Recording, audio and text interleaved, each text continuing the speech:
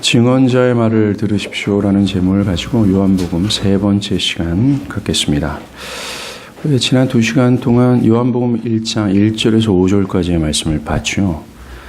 1절에서 5절까지 무슨 내용입니까? 바로 그리스도의 영광을 설명합니다.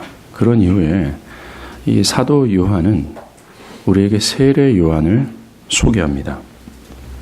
세례 요한은 구약 성경의 마지막 성경인 말라기서가 그치고 400년 만에 이스라엘에 나타난 선지자입니다. 400년 동안 없었던 그 하나님의 계시의 말씀이 그 오랜 세월을 깨고 다시 드러난 거예요. 그래서 그 당시 이스라엘 사람들은 이 세례 요한의 출현에 집중했고 그의 권능의 말씀에 술렁였습니다. 교만했던 종교 지도자들을 포함해 수많은 이스라엘 백성들이 그에게 나와 세례를 받았고 또한 그의 말씀으로 이스라엘엔 하나님이 약속하신 그 메시아를 갈망하는 마음이 극에 달했었다라는 것입니다. 심지어 사람들은 야, 세례 요한이 그리스도 아니냐? 라고 할 만큼 그를 주목했다는 겁니다. 오늘 보면 6절은 이런 세례 요한의 두 가지 특징을 거론을 합니다. 그 첫 번째가 그리스도는 태초 전부터 계신 창조자시며 하나님이신 반면 세례 요한은 사람이라는 것입니다. 하나님으로부터 보내심을 받은 사람이 있으니 라고 말합니다. 1절과 2절에서요. 태초의 말씀이 계시니라 또 이 말씀이 하나님과 함께 계셨다라고 할 때 동사 계셨다, 있었다라는 동사는 헬라어로 엔으로 기록합니다. 즉 말씀이신 그리스도가 존재했다라는 표현을 쓸 때 동사가 헬라어로 엔을 사용했다라는 거예요. 반면 그리스도를 제외한 그로 말미암아 지음받은 모든 만물들이 존재했다, 있었다라는 표현을 쓸 때는 동사를 헬라어로 에게네토라고 기록합니다. 3절이죠. 만물이 그로 말미암아 지음받되었으니 라고 할 때 지음받되었다, 지어서 존재했다 라고 할 때 사용한 단어가 이 에게네토라는 것입니다. 그와 똑같이 오늘 보면 6절에서도 보내심을 받은 사람이 있으니 라고 세례 요한을 표현하잖아요. 세례 요한이 있었다, 존재했다 라고 사용한 단어가 에게네토라는 겁니다. 이 있었다라는 이 동사를 그리스도하고 그리스도로 말미암아 지음받은 피조 세계 그리고 세례 요한을 있었다라고 표현할 때 구별을 짓고 있다는 것입니다.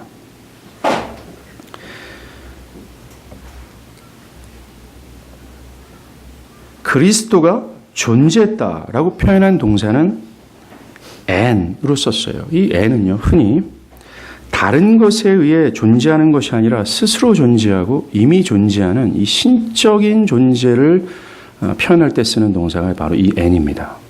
반면 그리스도로 말미암아 모든 피조물과 또한 세례 요한이 있었다라고 사용할 때 동사는 에게네토죠. 이 에게네토는 n과 다릅니다. 스스로 존재하는 것이 아니라 무엇에 의해 존재하게 되었다. 존재하기 위해서는 어떤 도움을 받아야 된다. 어떤 것에 의해 만들어져야 되며 어떤 것을 의존하고 있다라는 뜻을 내포하고 있다는 겁니다. 수동적이라는 거죠. n은 능동적인 것에 반해 이 에게네토는 수동적이라는 것입니다. 이렇게 존재하다라는 동사 n과 에게네토를 구별해 사용함으로써 그리스도와 그리스도로 말미암는 모든 피조물과의 존재 방식의 차이를 둔다는 겁니다. 그리고 그리스도와 세례 요한의 존재 그 자체가 차별이 있음을 보여주고 있다는 거예요. 그리스도는 무엇으로 말미암아 존재한 자가 아니라 뭡니까? 스스로 존재하고 모든 만물이 존재하기 이전부터 이미 존재하시는 하나님이라는 것을 말하고 있다는 거죠. 반면 세례 요한은 스스로 존재하는 것이 아니라 다른 것에 의해 지음을 받았고 어떤 것에 의존해야 되며 존재하게 된 피조물이라는 것을 강조하는 거예요. 특별히 3절에 만물이 그로 말미암아 지음받되었다라는 말씀 안에 이 세례 요한이 포함되어 있습니다. 뭡니까? 세례 요한도 그리스도로 말미암아 존재하게 된 사람이라는 거예요. 그는 스스로 존재하지 않았다는 겁니다. 무엇인가를 의존해야 되고 어떤 누구로부터 만들어졌으며 그 어떤 누구로부터 존재하게 되었다. 이게 세례 요한이라는 거예요. 이스라엘 역사상 가장 위대한 선지자라고 꼽습니다. 이 세례 요한을. 그런 자라 할지라도 모든 사람이 주목할 정도로 영적인 권세를 가진 자라 할지라도 그는 결코 앤이 아니라 에게네토라는 거예요. 즉 존재하게 된 사람일 뿐이라는 것입니다. 사랑하는 여러분, 세례 요한과 마찬가지로 말입니다. 모든 사람은 그리스도로 말미암아 에게네토하는 존재라는 걸 아십니까? 사람들이 착각하고 있는 것처럼 인간은 결코 스스로 존재할 수 있는 신적 존재가 아니라는 거예요. 인간은 의존적이며 제한적인 존재입니다. 이것이 요한복음이 강조하는 바입니다. 모든 사람은 그리스도로 말미암아 존재하게 되었고 지금 있는 모든 육체의 생명도 그리스도로 말미암아 주어진 거예요. 모든 존재와 생명은 그를 의존하고 있다는 겁니다. 이 사실이요, 성경이 굳이 말하지 않아도 우리는 일반적인 상식으로 압니다. 이 세상의 그 누구도 자신의 생명을 주관할 수 없다는 것이 상식 아닙니까? 살고 싶지만 자신의 생명을 연장하지 못하고 죽는 사람들이 얼마나 많습니까? 그리고 자신이 언제 죽는지 알 수 있는 사람은 단 한 사람도 없어요. 이처럼 인간의 생명의 주관자가 인간 자신이 아니라는 것이 이 사실임을 증명해 준다는 겁니다. 이 사실로. 또한 오늘 성경에 말하는 인간의 생명의 주관자가 인간이 아니라 그리스도께 있다라는 사실이 우리가 있게 하는 일반 상식이 이것을 강화시켜 준다는 거죠. 생명이 소중하죠. 그리고 내가 존재하기 위해서는 생명이 필연적입니다. 사람의 전 존재의 주인이 그리스도가 되는 거예요. 또한 그리스도께 의존하고 있다는 겁니다.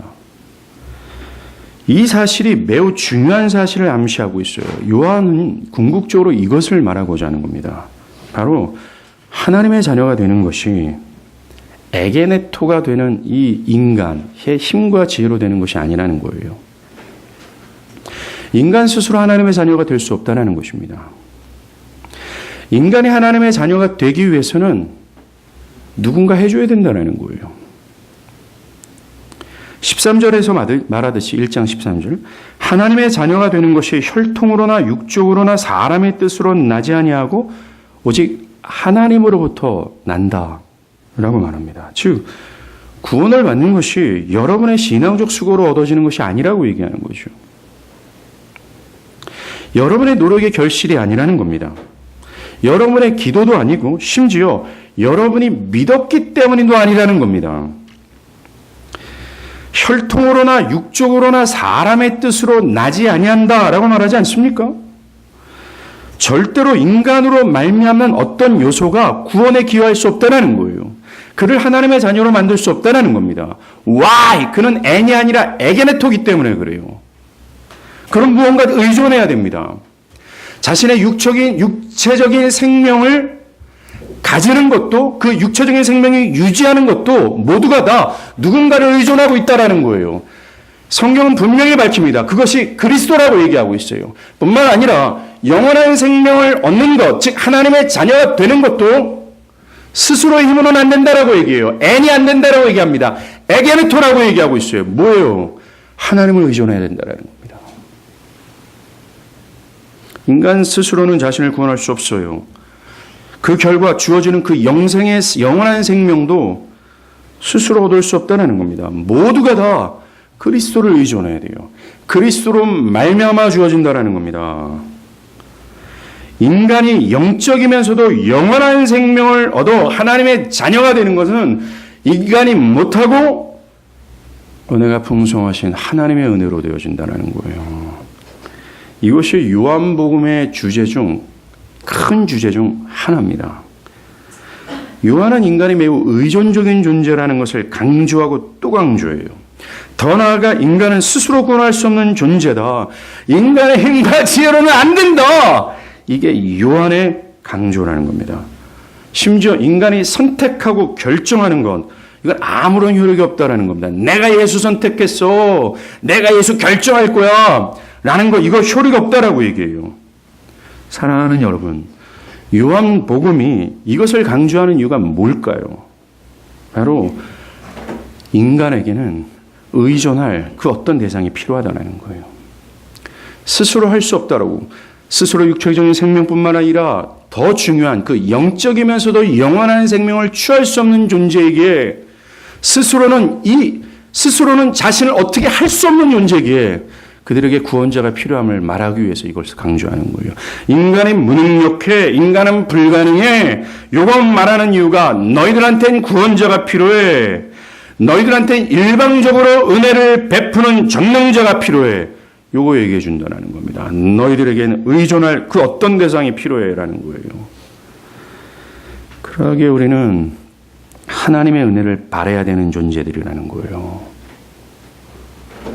아브라함처럼 바랄 수 없는 와중에 바라야 된다는 겁니다. 그런 존재라는 거예요. 즉 자신 스스로는 하나님의 자녀가 될 수 없고 영원한 생명을 가질 수 없는, 스스로는 구원할 수 없는 이 무능력한 존재라는 것, 바랄 수도 없는 그런 존재라는 전제를 깔고 생명의 주관자며 영원한 생명을 주시는 예수를 바라는 거예요. 이게 믿음입니다. 기독교에서 말하는.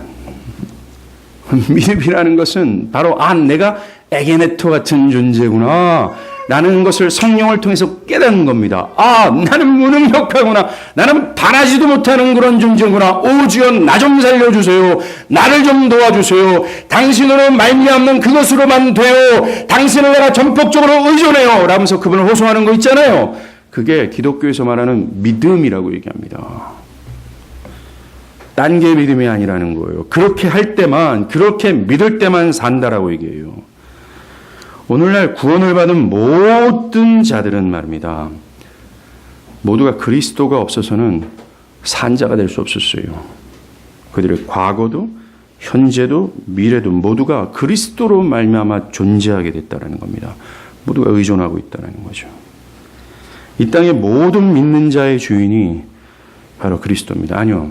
사실은 믿는 자뿐만 아니라 불신자의 모든 인류의 주인이 그리스도이심을 성경은 말하고 있다는 거예요. 그런데 이것을 부인하고 있다는 겁니다. 이 진리에 대해서 무지하다라는 거죠. 그 주인 되신 하나님을 모르고 에베소서 2장 1절에서 3절까지 뭐라 그래요? 나의 육체의 욕심에 따라 나의 마음에 원하는 대로, 즉 내가 하나님이라고 주장하는 그 상태를 허물과 죄로 성경은 정의하고 있다는 거예요. 그리스도가 나의 주인이며 그분을 온전히 내가 의존하며 그분의 뜻을 따르고 그분을 섬기는 것이 마땅함에도 불구하고, 왜요? 나의 전 존재가 그로부터 왔기 때문에.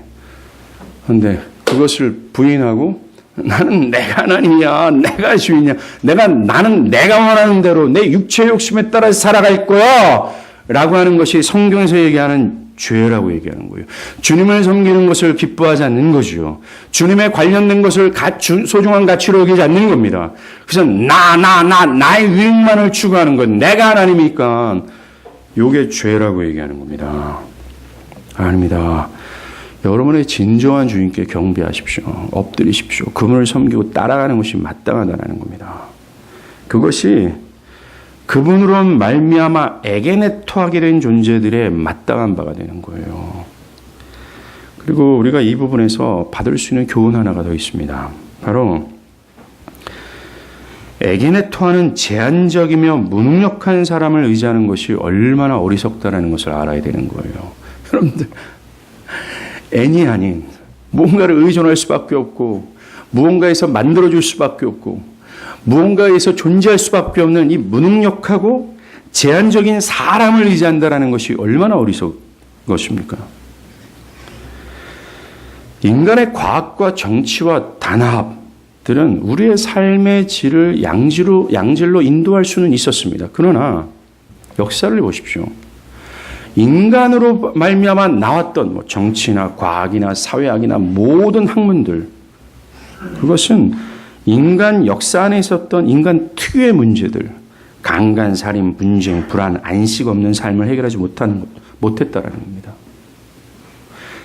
즉, 죄 문제를 해결하지 못했다라는 거예요. 여러분의 특유의 문제인 죄 문제는 여러분이나 어떤 사람의 힘과 지혜로는 해결할 수 없다는 거예요. 그것을 의지하는 것은 어리석은 거라고 얘기하는 겁니다. 이사야가 이런 존재들에 대해서 이렇게 얘기합니다. 이사야서 2장 22절이에요. 너희는 인생을 의지하지 말라. 그의 호흡은 코에 있나니 새말 가치가 어디 있느냐라고 얘기해요. 제한적일 수밖에 없는 사람을 의지하지 말고 그 생명의 기원이 되시는 하나님을 믿고 신뢰하라고 말하고 있는 겁니다. 여러분의 구원을 위해서 의지해야 될 것은 하나예요. 하나님이라는 겁니다. 뿐만 아닙니다. 여러분들의 인생에서도 의지해야 될 분이 오직 하나님이라는 거예요. 여러분의 인생을 믿고 신뢰해야 될 존재를 분명히 하길 바랍니다.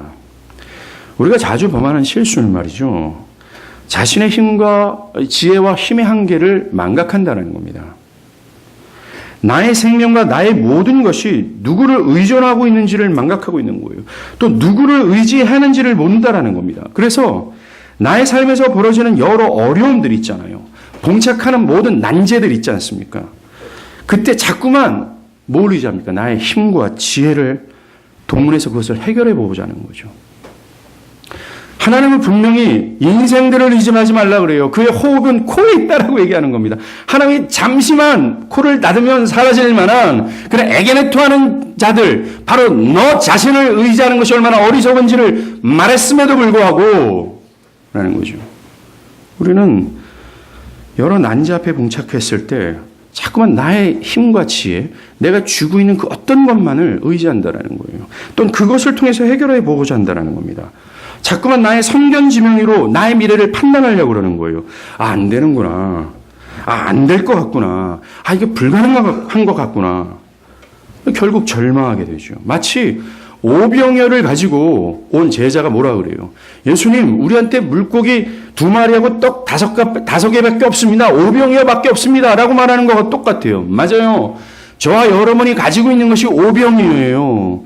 이게 인간이 가지고 있는 거라는 겁니다. 이거 가지고는 아무것도 안 된다라는 겁니다. 그들의 힘과 지혜가 오병이어라고 얘기해요. 정말 이 짱구를 연락에 굴러가지고 모은 모든 지혜가 오병이어라고 얘기하고 있어요. 제한적이고 무능력하다라는 겁니다. 그런데 그 제자들이 잊고 있었던 게 있죠. 뭡니까? 그리스도 예수예요. 우리 자신이 누구를 의지해야 되는지를 이것이야말로 성경에서 얘기하는 겁니다. 우리가 누구를 의지해야 되는지. 바로 그리스도 예수라는 겁니다. 제자들처럼 자꾸만 우리는 그분을 잊는다라는 거예요. 우리 자신이 누구를 의지해야 되는지, 이것을 아는 것을 성경은 지혜라고 얘기해요. 잠언 1장 7절입니다. 여호와를 경외하는 것이 지식의 근본이거늘 미련한 자는 지혜와 훈계를 멸시한다라고 얘기해요. 6절에서 말하는 세례 요한의 두 번째 특징은 그가 자신의 특별한 사명을 수행하기 위해서 하나님께 보냄을 받았다라는 것입니다. 본문 7절이죠. 그가 증언하러 왔으니 곧 빛에 대하여 증언하고 라고 말하지 않습니까? 그리고 8절이죠. 그는 이 빛이 아니요 이 빛에 대하여 증언하러 온 자라 라고 말합니다. 예수는 생명과 그 빛 자체지만 세례 요한은 그 생명과 빛을 증언하도록 보냄을 받은 사람이라는 거예요. 세례 요한의 사명이 예수와 관련은 있지만 동시에 예수의 사명과는 구별된 것임을 얘기합니다. 그는 철저히 자신의 견해를 증거하는 것이 아니라 빛에 대해서 증언하도록 보냄을 받았어요. 이것으로 우리는 우리가 집중해야 될 대상이 누군지를 알게 됩니다. 뭡니까? 세례 요한이 아니라 세례 요한이 증언하는 예수께 우리는 집중해야 된다는 거예요. 성경에서 등장하는 모든 에게네토 같은 존재들이 있잖아요. 아브라함, 이삭, 야곱, 다윗, 엘리야, 예수의 12제자, 바울 등등 우리 모두가 집중해야 될 대상이 아니라는 것입니다. 그들이 말하고 주목하는 대상을 우리는 바라봐야 돼요. 왜냐하면 그들이 빛이 아니기 때문입니다. 그들은 빛을 증언하고 있어요. 우리는 그들이 주목하고 증언하는 그리스도를 바라봐야 된다는 겁니다. 빛이 뭡니까? 죄악으로 어두워진 죄인들의 영적인 지각을 밝혀서 하나님을 깨닫게 하는 것이 빛이에요. 어두워요. 하나님을 알 수 없습니다. 눈이 멀었어요. 그래서 하나님을 못 봅니다. 하나님이 얼마나 탁월하고 영광스러운지 몰라요. 하나님이 얼마나 거룩한지를 모릅니다. 그래서 오망방자하지요. 하나님이 얼마나 아름다운 가치인지 최고의 영광인지를 모르고 썩어질 이 세상을 최고의 영광으로 삼고 살아갑니다. 이것이 어둠이에요. 그런데 빛 대신 예수가 그 심령 가운데 오면 눈멀었던 눈이 밝아지는 겁니다. 어둠 가운데 있는 영혼들이 깨어 눈을 뜨는 거예요. 그래서 아하! 내가 이때까지 최고의 가치요 기쁨으로 추구했던 세상의 똥이구나. 정말 가치가 하나님이구나. 하나님에 대해서 눈을 뜨는 겁니다. 이걸 성경에서는 구원이라고 얘기하는 겁니다. 그래서 그 하나님의 그 거룩하심 앞에 자신의 죄됨을 슬퍼하고 그 하나님이 가장 영광스럽게 그분의 말씀이 나의 최고의 권위가 되어 나의 모든 견해와 정신을 내려놓고 그분을 따라가는 거죠. 이게 구원입니다. 이 구원을 주시는 빛이 예수라고 얘기해요. 그런데 이 빛 대신 예수를 에게네토한 존재들, 제한적이고 무능력한 존재들의 증언을 통해서 드러내신다고 얘기하는 겁니다. 그들의 말을 통해서 말이죠. 우리는 증언자들의 입에 주목해야 되는 겁니다. 그러나 기억할 증언자들이 빛이 아니라는 거예요. 아브라함, 다윗, 12제자, 바울, 이상, 야곱 이 모든 자들이 빛이 아니라는 거예요.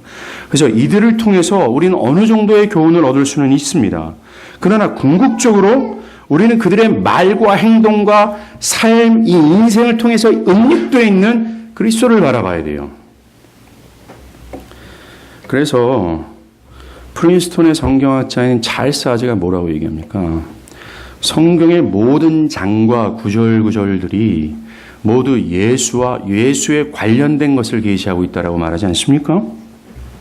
그런데 오늘날 사람들은 자꾸만 신구약 전체를 말하고자 하는 예수를 발견하기보다는 자꾸만 성경의 인물에 집중합니다. 아, 바울의 인생이 정말 스펙타클하고 헌신이 참으로 대단하구나. 다윗이 이랬구나. 나도 이렇게 해야 되겠구나. 라고 하면서 증언하는 자가 증언하고자 하는 빛을 주목하는 것이 아니라 증언자를 주목한다는 것입니다. 에게네토를 주목한다는 거예요. 또 그리스도를 발견하기보다는 야곱의 인생을 통해서 은닉되는 그리스도를 발견하기보다는 성경을 매우 실용적으로 접근합니다. 성경에 말하는 기독교를 영원하신 하나님을 알게 하고 영원하신 생명을 얻게 하는 것으로 보지 않는다라는 거예요. 그런 시답지 않은 얘기를 집어치세요. 모호하고 보이지 않는 얘기 그만두고 나의 실생활이 좀 필요한 것 그것이 성경이 얘기하고 있다고 생각을 하는 거예요. 심지어 성경을 매일 읽는다고 하는 사람들이 기독교를 자신의 실생활에 도움이 되는 것으로 여깁니다.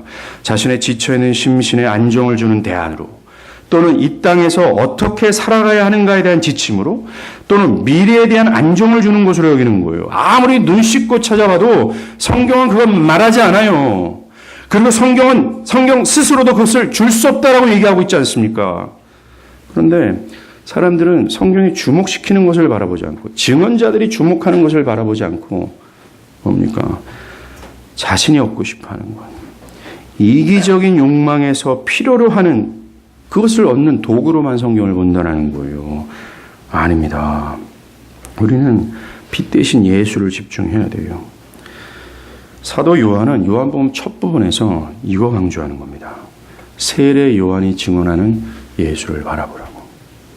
그분이 누군지, 그분이 무엇을 행했는지, 그분의 행함의 결과로 어떤 일들이 벌어졌는지, 어떤 그의 행함의 의미가 뭔지 요거 알라고 말씀하시는 거예요. 왜요?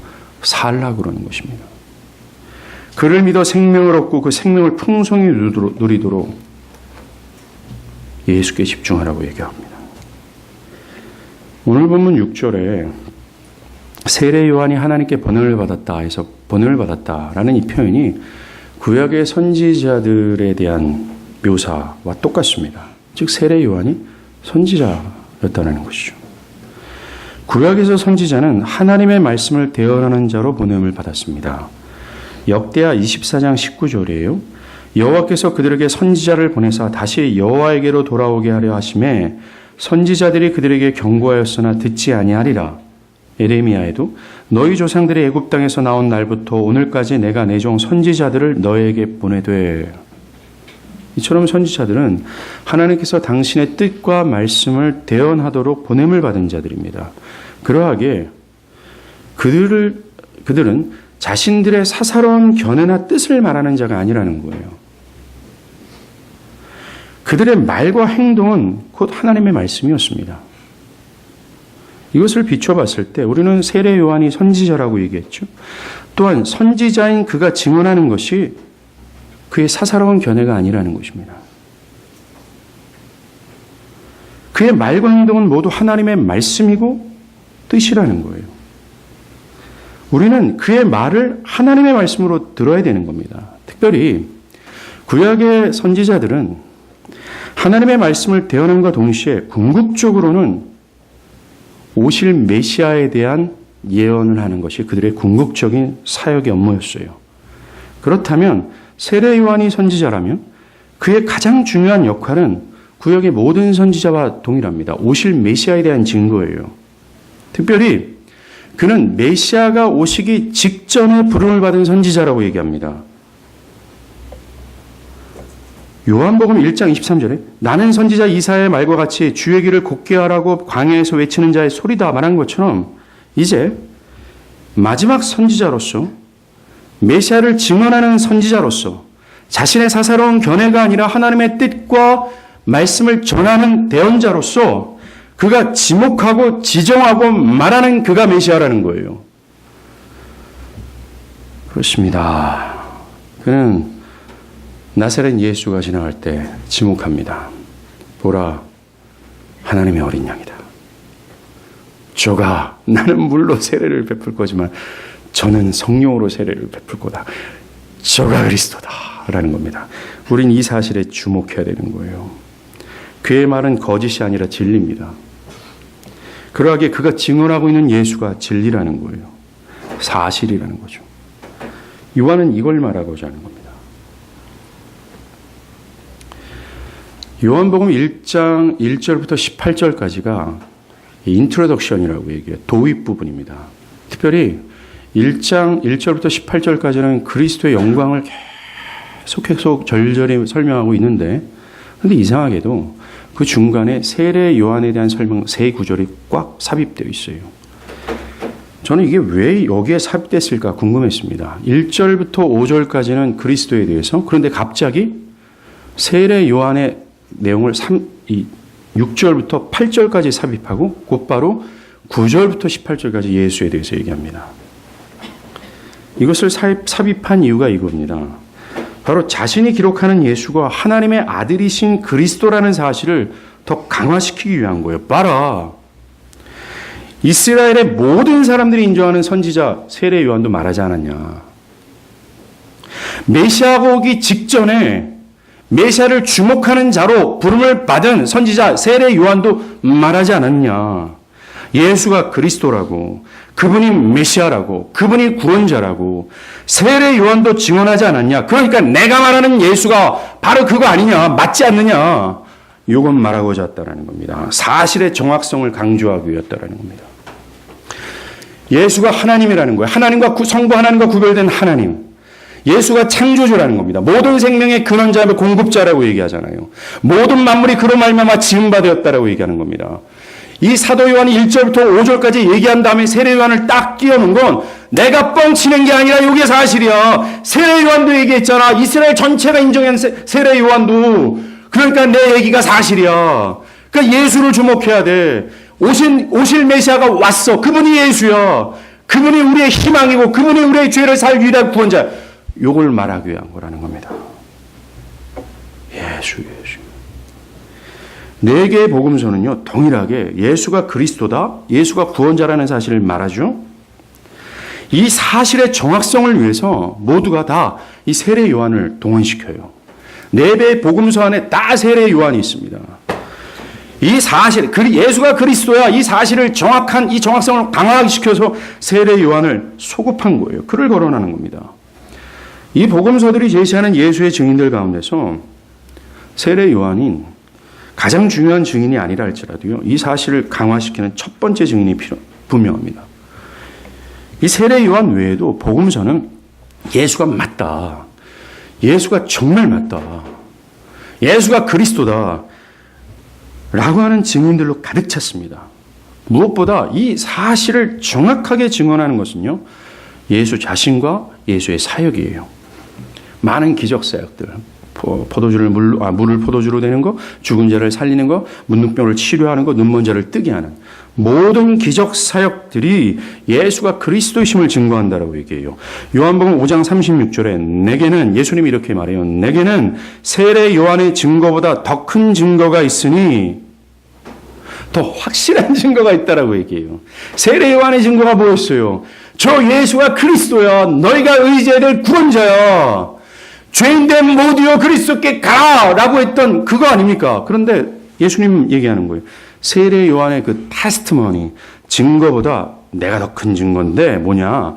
아버지께서 내게 주사 이루게 하신 역사, 곧 내가 하는 그 역사가 아버지께서 나를 보내신 것을 나를 위하여 증언하는 것이요 라고 얘기해요. 내 아버지의 이름으로 행하는 일들이 나를 증거하는 것이다라고 해요. 그의 모든 기적 사역이 예수를 주목하고 있다는 겁니다. 그리고 모세와 구약 성경이 그가 그리스도이심을 말해요. 요한복음 5장 39절이죠. 너희가 성경에서 영생을 얻는 줄 생각하고 성경을 연구하거니와 이 성경이, 즉 구약 전체입니다, 곧 내게 대하여 증언하는 것이니라 라고 얘기해요. 아까 프린스턴 교수 찰스 하지가 말한 게 맞아요.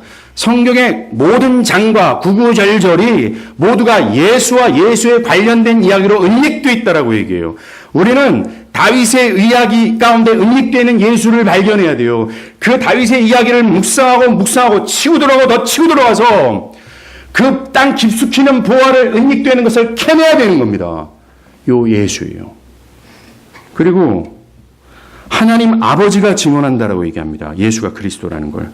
그 외에도 예수의 첫 12제자와 그를 목격한 증언자들이 있어요. 그리고 그의 말씀과 그의 기적사역을 목격했던 수많은 군중들이 있습니다. 또는 교회 역사에서 매우 신실했던 마태, 마가, 누가, 요한, 이 네 복음서의 저자가 예수가 그리스도의 사심을 얘기하고 있습니다.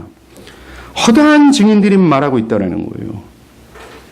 그가 성부 하나님과 구별된 하나님이라는 것, 만물을 창조하신 창조주시며 모든 생명의 공급자라는 것, 죄와 허물로 죽은 우리에게 영원한 생명을 공급할 유일한 구원자라는 사실을 말하고 있다는 겁니다.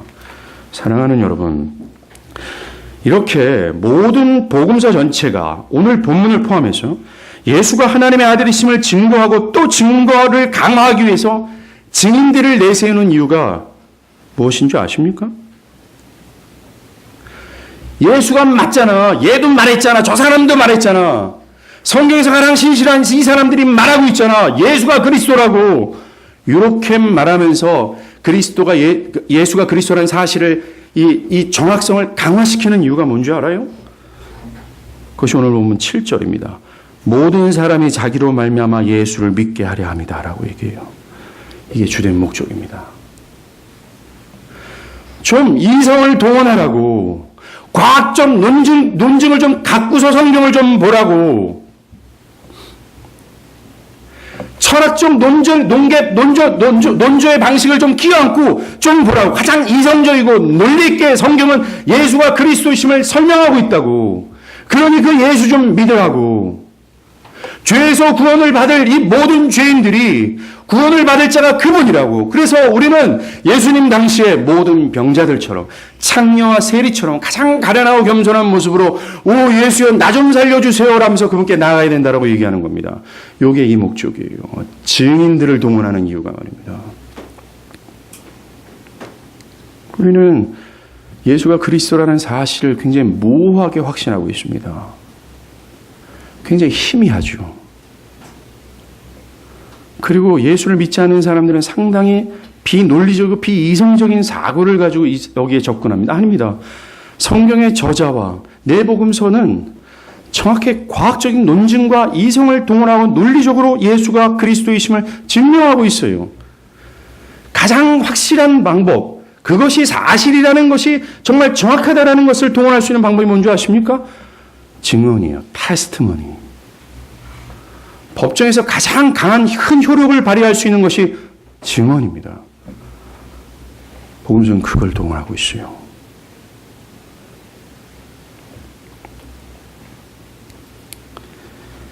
근데 예수가 하나님의 아들을 그리스도이심을 믿게 하려고 하시는 하나님의 방법이 뭔지 아십니까? 지금 계속 제가 말하는 증언이에요. 이거 하나님의 방법입니다. 하나님은 당신의 택한 사람들을 구원하시기 위해서 전도의 미련함을 사용하세요. 여기서 전도는 영어로 preaching, 설교를 뜻합니다. 즉 설교자의 입에서 나오는 미련한 증언을 사용하신다는 거예요. 성경에서 하나님께서 증언하라고 부르신 사람들 한번 보십시오. 세상적으로는 상당히 미련하게 보였어요. 오늘 등장하는 세례 요한도 마찬가지였습니다. 광야의 거지였어요. 석청을 먹었고 옷도 없어서 가죽옷을 입었고 가죽끈을 그냥 절끈 짊어진 거지와 같은 인물이었습니다. 그리고 역사 속에서 예수가 그리스도이심을 증언했던 증언자, 오늘의 설교자를 한번 보십시오. 또한 그들의 말하는 내용을 한번 보세요. 미련해 보이지 않습니까? 그들은 보이지 않는 것을 얘기해요. 뜬구름 잡는 내용을 말합니다. 세상에서는 도움이 되지 않는 미련한 것들을처럼 말하는 사람들처럼 서 있는 것 같아요. 그렇습니다. 모든 설교자는 N이 아니라 에게네토예요. 의존적이며 제한적인 존재이기 때문에 그래요. 미련해 보입니다. 그러나 이 미련한 설교와 설교자를 통해서 하나님은 예수를 믿어 구원을 얻게 하시는 거예요, 사람들을. 고린도전서 1장 18절에 바울도 전도에 미련한 것으로 믿는 자들을 구원하시기를 기뻐하셨다고 말하지 않습니까? 이것을 바꾸어 말하면 여러분이 예수를 믿어 구원을 이룰 수 있는 길이 뭔가를 알 수 있어요. 여러분들이 예수를 믿어 구원을 얻을 수 있는 길이 하나라고 얘기합니다. 미련한 전도라는 겁니다. 설교라는 거죠. 증언이라는 겁니다. 그 증언을 통해서 여러분들은 예수를 믿게 돼요. 이 방법뿐이라는 겁니다. 이 능력을 사도 바울은 미련한 자의 입술에서 나오는 이 증언이 능력이라고 얘기했어요. 예수를 믿어 구원케 이르게 하는. 이 능력을 역사적 설교자들은 확신했습니다.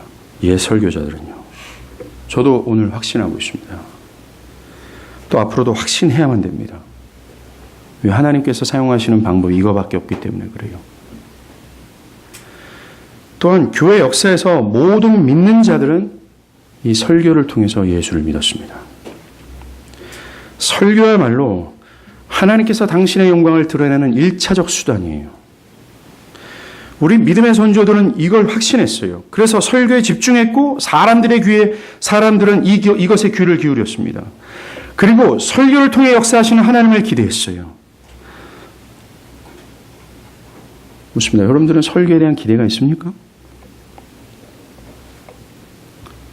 설교가 능력이라는 것, 하나님께서 당신의 영광을 드러내기 위한 1차적 수단으로서 저 미련한 설교를 통해서 하나님의 그 영광스러움이 드러난다. 예수가 그리스도의 사심을 믿게 하는 능력이다라는 사실을 여러분 믿고 또 기대합니까?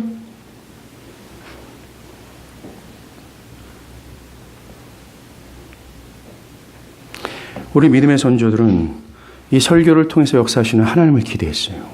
그 결과 수많은 사람들이 그 설교를 통해서 회심합니다. 그런데 오늘날 사람들은 이 진리를 깡그리 무시하죠. 교회를 가는 것은 미련한 목사들의 설교를 들으러 가는 것이 아니라 그냥 성도들 같이 예배하고 교제하기 위해서 가는 거야 라고 말합니다. 그럼 설교에 대해서 관심이 없죠. 그것이 나를 변화시키고 사람들을 변화시킬 거라는 확신이 없어요. 기대가 없습니다. 심지어 어떤 사람들은 목사들까지도 사람 말씀으로 변하지 않아요 라고 확신에 차서 얘기하는 경우도 있습니다. 아니에요. 사람들 안에 영적인 생명을 태동케 하고 그 생명을 자라게 하는 일들은 또 하나님은 당신의 교회를 세우고 교회를 이끌기 위해서 사용하는 수단이 하나입니다. 그게 바로 설교예요. 설교는 교회를 성장케 하기 위한 하나님의 도구도 아닙니다. 설교는 단순히 지친 심령을 위로해주고 삶의 실용적인 것을 제공해주는 세미나가 아니에요. 존 파이퍼는 설교에 대해서 이런 얘기를 합니다. Preaching is not conversation. 설교는 어떤 대화도 종교적인 이야기도 성도와의 커뮤니케이션이 아니라고 얘기합니다. 설교는 이런 것보다 더 위대해요. 설교는 오직 설교만이 할 수 있는 독특한 역할이 있습니다. 바로 뭡니까? 믿는 자들을 구원케 하는 능력이 하나님의 능력이라고 얘기합니다. 에베소서 2장에서 하는 매우 탁월하고 위대한 능력, 이게 설교라고 얘기하고 있어요. 그러기에 무엇보다 설교하는 철저히 겸손해야 됩니다. 자신의 사사로운 견해를 말해서는 안 된다는 거죠. 그리고 사랑하는 여러분, 설교자만 증인이 아니에요. 오늘날 저와 여러분, 교회 전체가 오늘날에는 증언자, 증인입니다.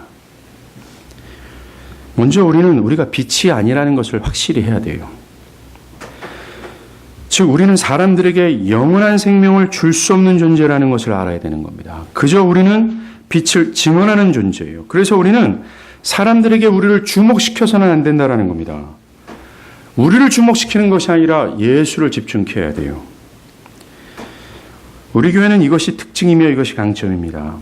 우리 교회는 다음 세대를 준비하는 교회입니다. 우리 교회는 매우 정직하며 투명합니다. 우리 교회는 새로 오는 사람들을 불편하게 하지 않습니다. 우리 교회는 하면서 우리를 주목시켜서는 안 된다는 거예요. 우리는 성경과 세례 요한이 주목시킨 그리스도를 주목시켜야 돼요. 왜냐하면 그것만이 빛이기 때문에 그렇습니다.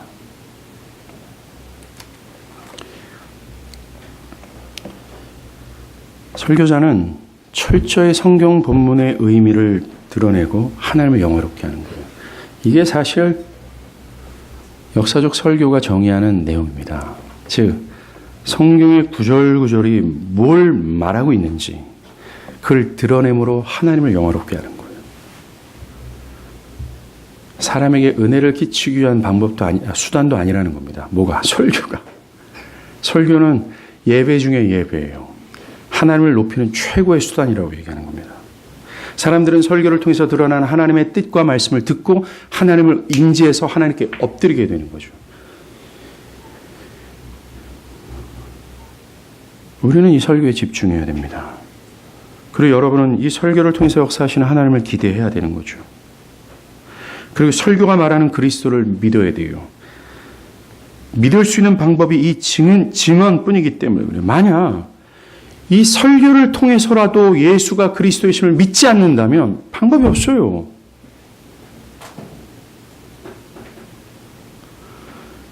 설교를 주구장창 말하고 있음에도 불구하고 주구장창 것을 듣고 있음에도 불구하고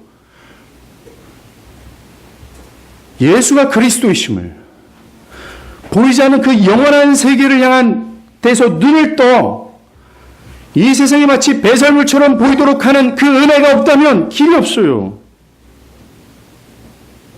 여러분들이 하나님을 알 수 있는 길은 이거밖에 없다는 겁니다. 정말로 우리는 애기네토한 존재들이에요. 스스로 힘과 지혜로는 구원을 이룰 수 없는 무능력한 존재입니다. 우리는 무엇인가를 의존해야 돼요. 그래서 성경이 오늘 그 대안을 말해주는 겁니다. 뭡니까? 우리가 믿고 구원을 받기 위해서 필요한 것을 말해요. 전도에 미련한 것이라고 얘기해요. 세례요한의 증언을 믿어라. 오늘날 교회의 증언을 믿으라라고 얘기하는 겁니다. 사랑하는 여러분, 이걸 믿으십시오. 그리고 이것이 강화되도록 함께 기도하길 바랍니다. 즉 노프드 교회의 설교가 강화되기를 위해서 기도하세요. 그리고 설교를 통해서 예수가 그리스도이심을 믿는 자들의 수가 늘기를 또한 기도하십시오. 여전히 변화되지 않은 강팍한 영혼들이 자신의 죄됨을 깨닫고 오 주여 나 좀 살려주세요라는 회심의 역사가 설교를 통해서 일어나기를 위해서 함께 기도하길 바랍니다. 에베소서 6장의 사도 바울이 에베소서를 마무리하면서 뭐라 그래요? 야, 복음을 전하는 내가 그 복음을 거침없이 얘기할 수 있도록 나를 좀 위해서 기도할 수 없겠니라고 얘기하잖아요. 즉, 이 설교 사역은 목사만이 감당하는 것이 아니라 교회 전체입니다. 마치 설교 강단에 저만 있는 것 같지만 영적으로 우리는 다 손을 잡고 있는 거예요. 공동의 전선에서 적을 맞이하고 있는 겁니다. 왜요? 교회가 할 수 있는 가장 1차적인 수단이며 가장 고귀한 수단이며 가장 능력의 수단이 이거기 때문에 그래요. 여러분 중에 아직 회심하지 않는 분들이 있다면 이 설교를 통해서 예수가 그리스도이심을 믿는 역사가 나에게 일어나기를 기도하십시오. 그리고 우리 모두는 말입니다. 이 능력이 우리 교회뿐만 아니라 이 조국에 살고 있는 모든 사람들에게도 이 능력이 미쳐지는 역사가 있기를 위해서 함께 기도하길 바랍니다. 기도하겠습니다.